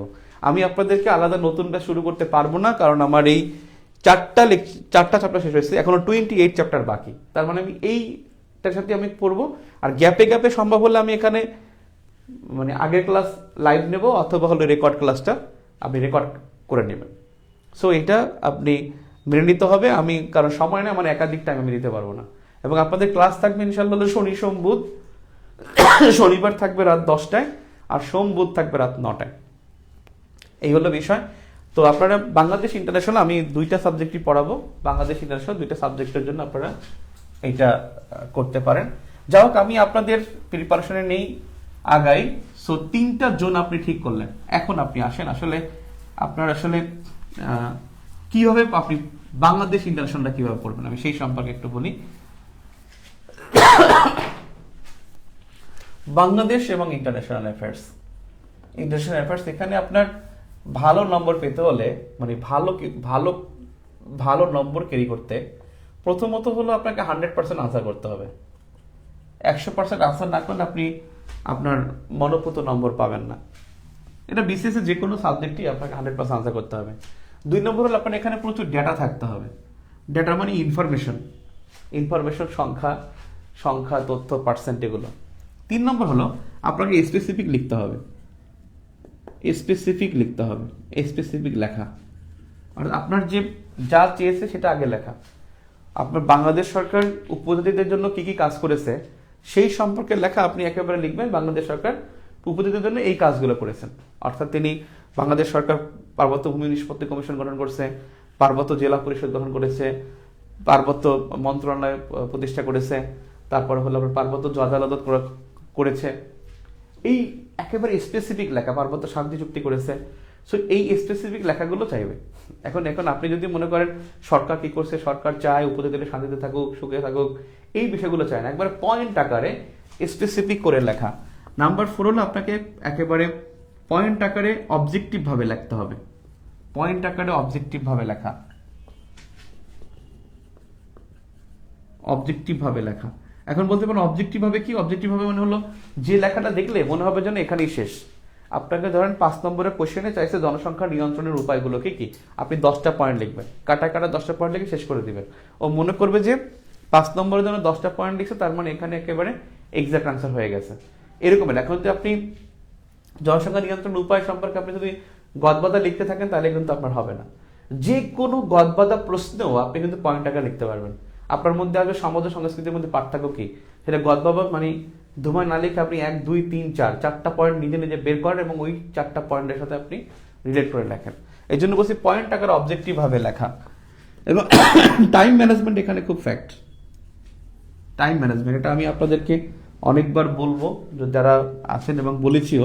5 নম্বরের কোশ্চেন হবে বাংলাদেশ অ্যাফেয়ার্সে, 5 নম্বরের কোশ্চেনে আপনাকে 6 মিনিটের বেশি পাবেন না। তার মানে 10 নম্বরের কোশ্চেন থাকলে সেটা 12 মিনিট পাবেন একেবারে আপনি। আর আপনি পুরো সময় হলো আপনার কাছে 240 মিনিট। এই 240 মিনিটে আপনাকে 200 নম্বর। তাহলে এরকম যদি ভাগ করেন তাহলে প্রতি নম্বরের ক্ষেত্রে আপনি দেখবেন 5 আর 6, অর্থাৎ এখানে 5 নম্বর 6 মিনিট। তার মানে 5 নম্বরের জন্য 6 মিনিট টাইম। তার মানে প্রতি 15 মিনিট হলে আপনাকে 18 মিনিট সময় নিতে হবে, 15 মার্কস বাংলাদেশ অ্যাফেয়ার্সের। ইন্টারন্যাশনাল অ্যাফেয়ার্সে যদি দেখেন সেখানে আপনার 4 নম্বরে কোনো কোশ্চেন হলে 7 মিনিট 12 সেকেন্ড সময় পাবেন। এইভাবে আপনি আগাবেন। এরপরে হলো নাম্বার 6 হলো প্রয়োজনে আপনার ম্যাপ দিতে হবে। প্রয়োজনে হয়তো ম্যাপ দিতে হবে, নয়তো আপনাকে চিত্র দিতে হবে। এবং কিছু কিছু ক্ষেত্রে আপনি কিন্তু সংক্ষেপে যেটা পারেন, হয়তো প্রয়োজনে একটা ফ্ল্যাগ এঁকে দিলেন, মানে ফোকাস, মানে এটাকে বলা হয় নাম্বার 6 হলো ফোকাস পয়েন্ট। আপনারা এমনভাবে ফোকাস করবেন যাতে আপনার প্রতি নজর যায়, যে আপনার খাতার দিকে নজর যায়, যে আসলে এটা কি আছে দেখে নেই। ধরেন আপনি জাতিসংঘ সম্পর্কে লিখবেন, জাতিসংঘের শান্তিরক্ষীর অবদান। দেখেন জাতিসংঘ শান্তিরক্ষীর জাতিসংঘের পতাকাটা আঁকতে সময় লাগতেছে আমার সর্বোচ্চ হলে 30 সেকেন্ড। এই যে ইউএন পতাকা, আপনি যখন এটা পরীক্ষার সময় পেন্সিল দিয়ে এঁকে দিবেন এবং লিখে দিবেন ইউএন পতাকা, সবার একটা নজর যাবে আসলে জাতিসংঘের পতাকা। তখন মনে হবে যে আপনি জাতিসংঘ সম্পর্কে লিখছেন। এবার শান্তিরক্ষা অবদান সম্পর্কে আপনি লিখে দেন, দেখবেন আপনি এখানে একটা ভালো পাবেন। জাতিসংঘের শান্তিরক্ষীর অবদান প্রত্যেকবার আসে, এবছর আসছে মনে হয় 4-5 বার আসছে। এখন এই কোশ্চেনটা আপনি এখানে একটা ফ্ল্যাগ দিয়ে দিলেন। আপনি ধরেন আপনি চীনের পরামর্শনীতি লিখতেছেন, জাস্ট আপনি পারেন না, চীনের একটা ফ্ল্যাগ আঁকে দেন, চীনের ফ্ল্যাগটা আঁকে দেন, এই চীনের ফ্ল্যাগ হয়ে গেছে, অর্থাৎ চীন পতাকা অথবা চীনের পতাকা, এটা লিখে দিলেন আপনি এখানে পেন্সিল দিয়ে। এটা খুব সময় লাগে না, যারা বুদ্ধিমান তারা এইভাবে করে ফোকাসটা নিয়ে নেয়। অর্থাৎ ফোকাস পয়েন্ট থাকতে হয়, ম্যাপ, চিত্রটা, মানে ফ্ল্যাগ নিতে হয়। এছাড়া কোশ্চেন সম্পর্কে আমি বিস্তারিত আবার আলোচনা করব বাংলাদেশ এবং ইন্টারন্যাশনাল অ্যাফেয়ার্সের ব্যাপারে। আর যে বিষয়টা হলো যে সাবজেক্ট ভিত্তিক কিছু পড়াশোনা আছে, সাবজেক্ট ভিত্তিক কিছু সাবজেক্টের আপনি লিস্ট করে ফেলবেন, কি কি পড়বেন, লিস্ট করে তারপরে আপনি নোট করে পড়া শুরু করবেন। আপনার সবার আগে হলো যে কাজটা করবেন, 1 নম্বর হলো সিলেবাস নিয়ে বসে যান। এতদিন পড়েন নাই, এখন সিলেবাস নিয়ে বসে যান। এতদিন কিচ্ছু পড়েন নাই, আজকে থেকে শুরু করেন, আপনি ভালো পরীক্ষা দিবেন ইনশাল্লাহ। সো আপনারা কি আছেন?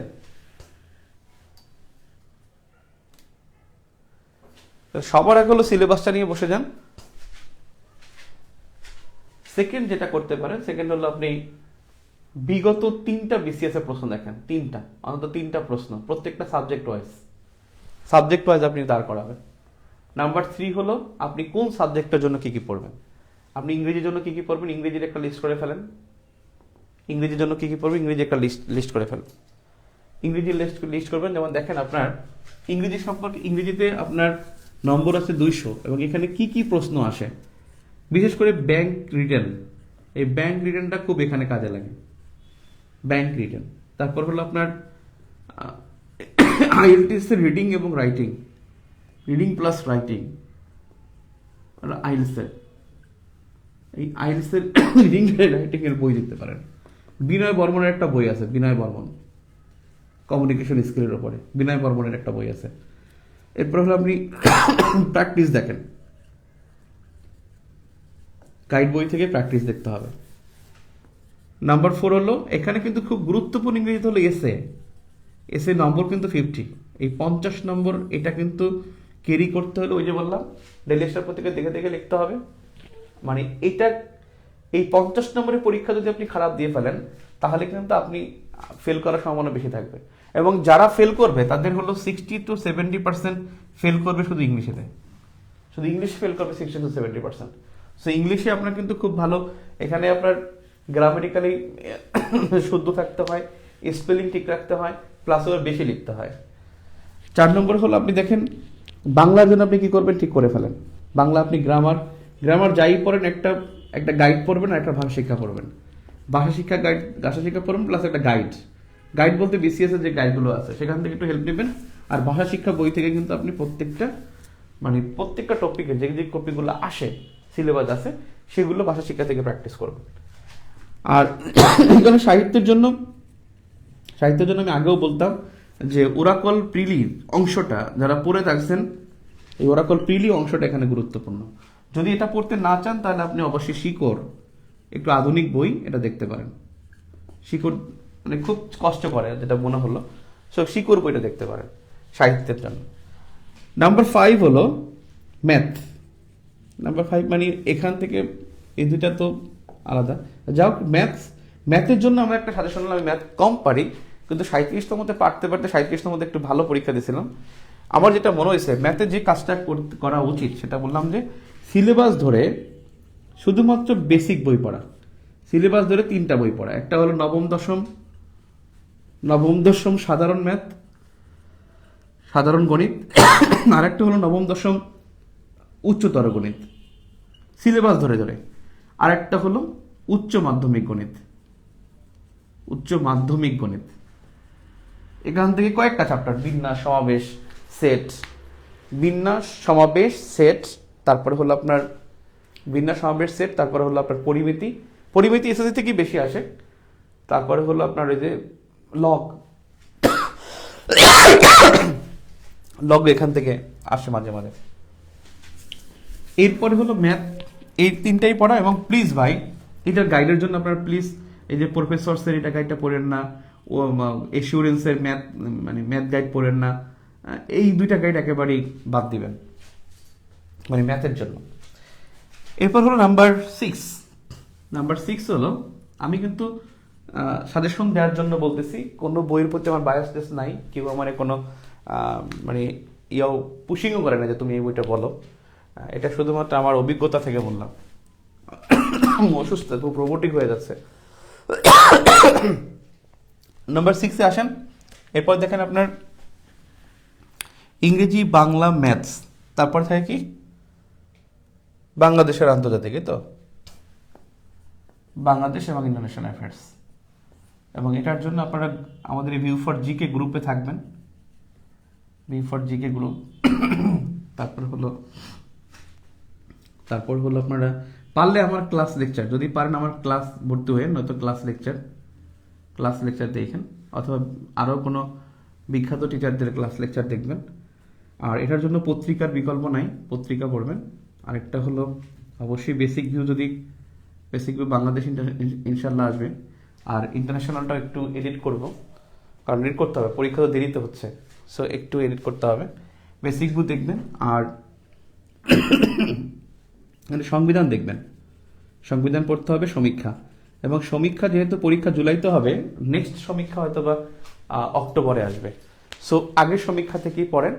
আর পরীক্ষার সময় হলে তো আপনি শুদ্ধ লেখা, অর্থাৎ আপনি যদি 20 সালের তথ্য দিয়েও লেখেন, খালি লিখতেই হবে সমীক্ষা 2020, এবং ওই সময় যেন এটা ঠিক থাকে সেটা দেখাবেন। তো ভিউ ফর জিকে, তারপরে হলো নাইমের ক্লাস, পত্রিকা, বেসিক ভিউ, সংবিধান, সমীক্ষা, সংবিধান, সমীক্ষা। আর যদি এখানে কোনো গাইড পড়তে চান, গাইড যদি পড়তে চান, বাংলাদেশের জন্য কিন্তু ওর গাইডটা ভালো। আসলাম আমার ছাত্র ছিল, এখন পুলিশ ক্যাডার, ইউনিক বইটা কিন্তু খারাপ না, ভালো। ইন্টারন্যাশনাল অ্যাফেয়ার্সের জন্য অন্য কই বই বলতে চলে, এসুরেন্সটা ভালো, এসুরেন্স ভালো।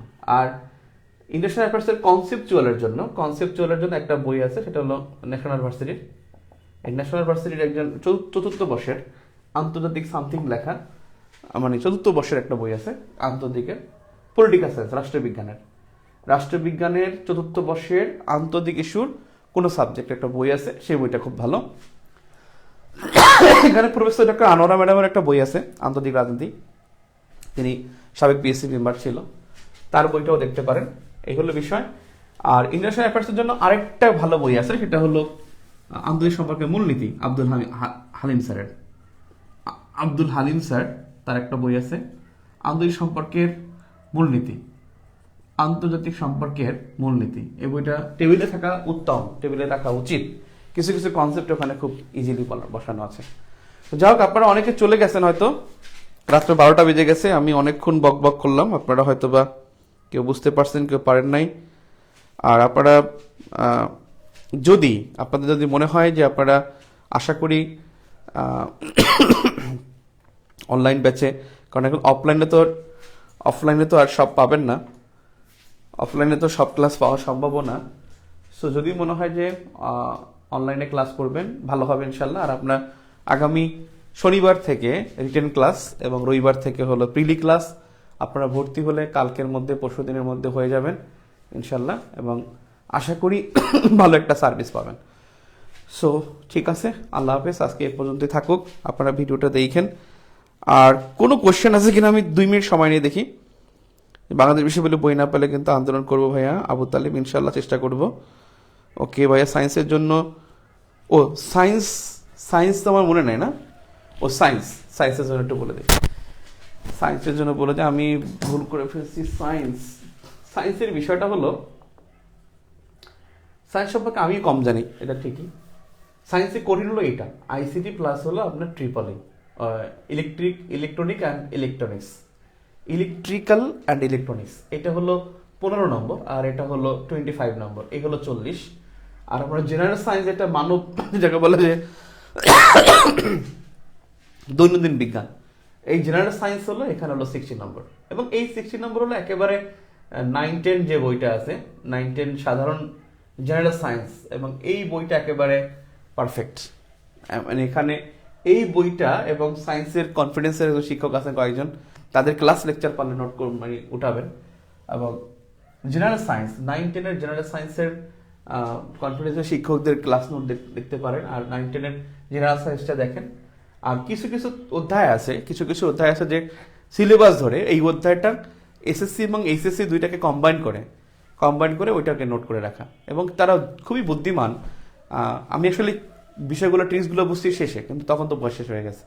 সো এটা হলো যে সবচেয়ে ভালো হবে এসএসসি এবং এইচএসসি প্রত্যেকটা চ্যাপ্টার ধরে এই দুইটা বইয়ের সাথে কম্বাইন্ডলি একটা নোট করে ফেলা, প্রত্যেকটা চ্যাপ্টারের একটা খাতা, একবার নোট খাতা রাখা, একবার পুরো নোট খাতা রাখা।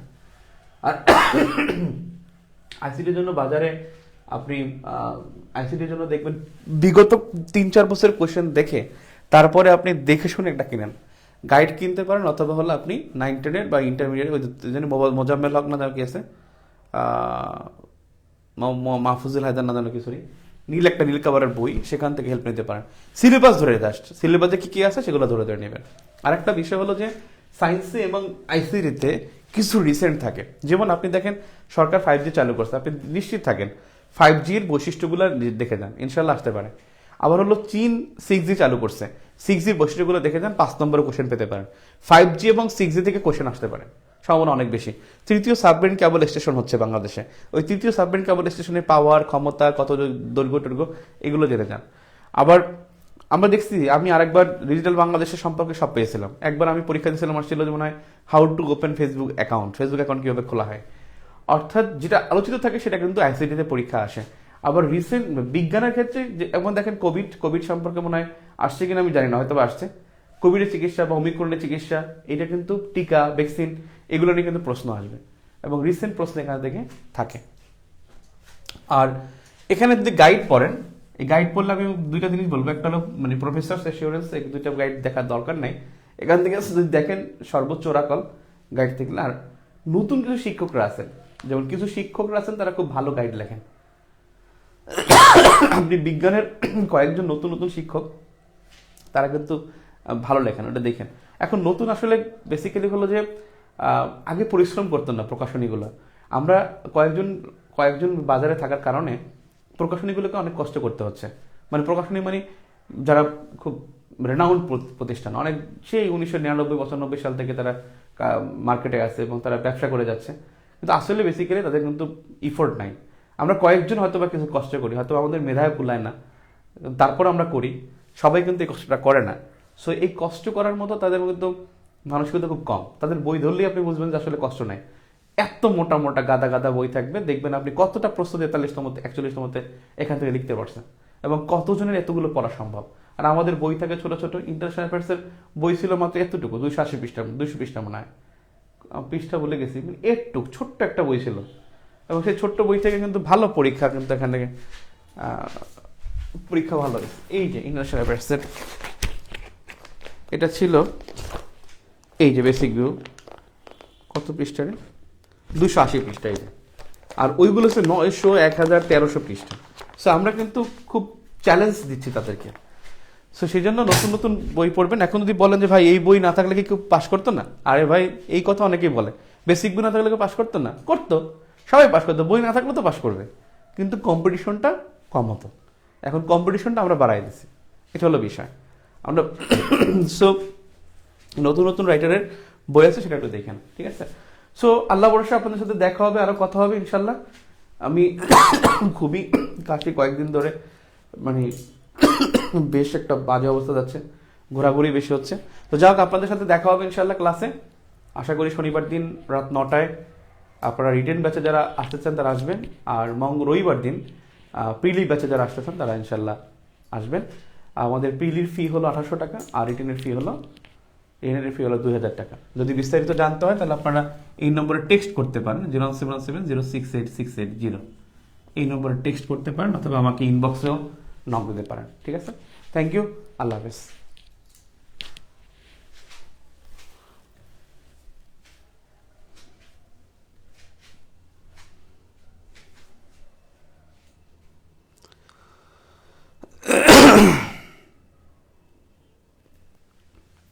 ওকে, আল্লাহ হাফেজ।